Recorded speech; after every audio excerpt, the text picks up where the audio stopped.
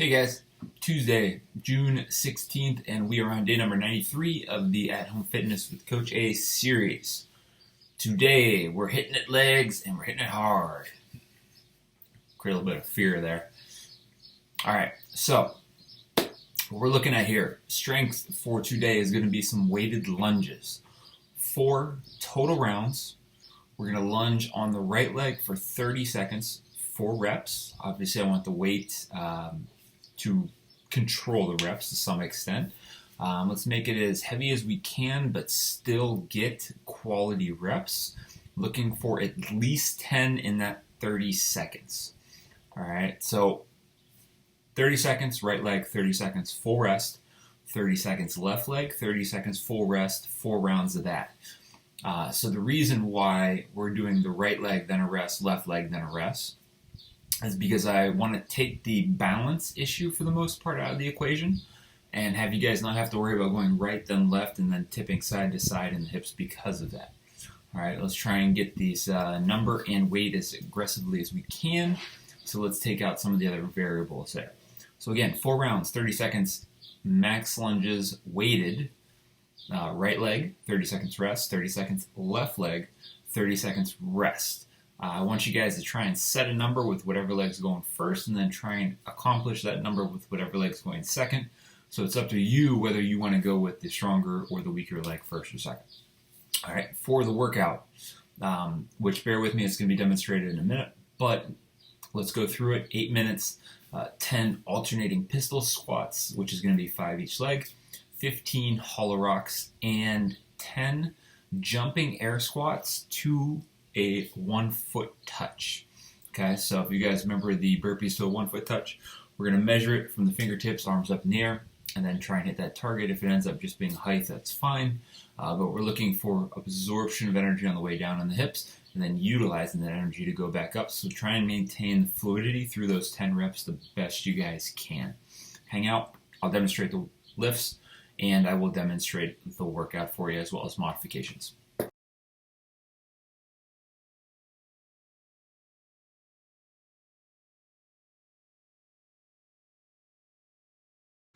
Alright guys, so let's walk through the strength piece for today. It's going to be the weighted lunge. In a perfect world, this is probably going to be weighted by dumbbells held in the suitcase position. Keeping in mind we are only lunging one side at a time. It can be a forward and back, it can be a reverse lunge, or it can be a walking lunge if you prefer. So I'm going to take my dumbbells, engage my lats, kind of tighten my armpits down and brace my core so that I can focus on keeping everything in a balanced position in order to push back up, or to walk with those lunge steps. So remember, 30 seconds to work right side, 30 seconds to rest, 30 seconds to work the left side, 30 seconds rest.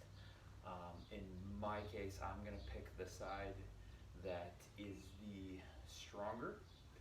Do it as I would normally do it for 30 seconds, and then my goal is going to be with the weaker side, so to speak, to try and equal the same number of reps as the stronger side, the more dominant side. Stick around with your modifications and the workouts.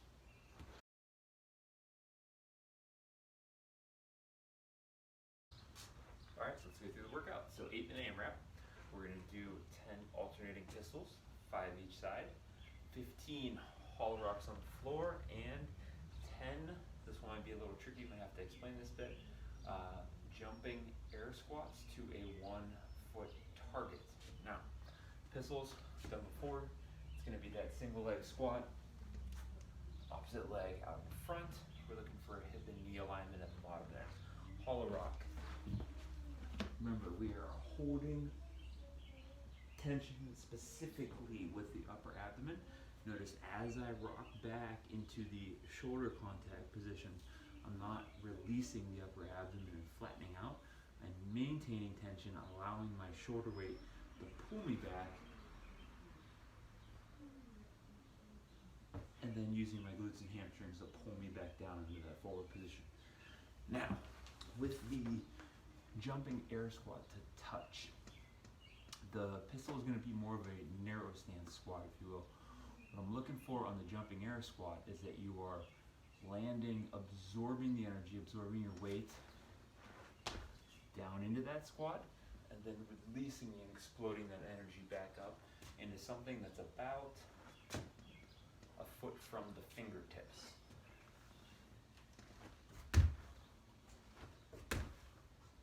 Okay, it doesn't necessarily have to be an exact touch. If you guys want to, you can always just jump for height or jump to an elevation level, trying to get about a foot under your feet, as opposed to trying to actually make contact with something in the air. Stick around, we'll go through the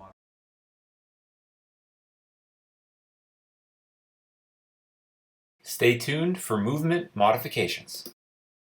We are talking modifications for the strength piece. So if it's a barbell, if it is some kind of odd object like a medicine ball, a basket, or a backpack, or if it is a single dumbbell or kettlebell, I want you guys to err on the side of positioning the weight or the extra load added onto the body, whether it's a weight vest, whatever, to the easiest position to stabilize and keep under control. Meaning, if it's a bar, it's probably going to sit on the back because that's the easiest position for me to lunge from. If it is a ball, I am probably going to hug it in the center of my body. If it is a single dumbbell or kettlebell, I'm probably going to hold it as if though it is in the goblet position. The idea here is that I want you to focus on the performance of the lunge and the number you guys are going to be able to accumulate, as opposed to having something that is off balance. That's the other reason why we're stepping with one leg at a time, is so that I don't have to worry about trying to adjust my balance as much, going back and forth from the right to the left and losing that line a little bit. All right, so put it in the easiest place, use it like that, and go from there. Let's talk mods for the workout. I'm going to start with the hollow rock since we're going to be on the ground for that, and I'm going to work up from there. So if we can't perform a quality hollow rock, we can always do a hollow hold. If they can't do it with the arms up overhead, we can always do it with the arms down alongside the legs and hips. If that's not in our wheelhouse, we can put ourselves in a plank position and seesaw back and forth with the toes and calves, trying to maintain and hold the stability with everything else, as opposed to creating movement with pretty much the whole body in that plank position. For the pistol, ideally you guys would change the elevation of this first, or the depth of the squat, meaning I'm still going to stay with the pistol format. I'm going to squat down to a bench that's much higher than the full depth of my squat, push up from there. If the single leg squat, even a squatting down to touch the ground, rear or front foot now in the rear position isn't in our programming for today, then I want you guys to try and go with a narrow stance, 2-foot squat, where we're trying to make contact with the feet as best as we can. For the jumping squat, the idea here is that we are transferring energy and transferring weight from the ground up into the air, and then reabsorbing that as it comes back down. So ideally, all we're going to do for our modification is change the elevation at which we're jumping, not as much height under the feet, not going as high in the air. So maybe make that 12-inch to 6-inch, or just generally leave the ground and try and land as soft as you can in your hips, going into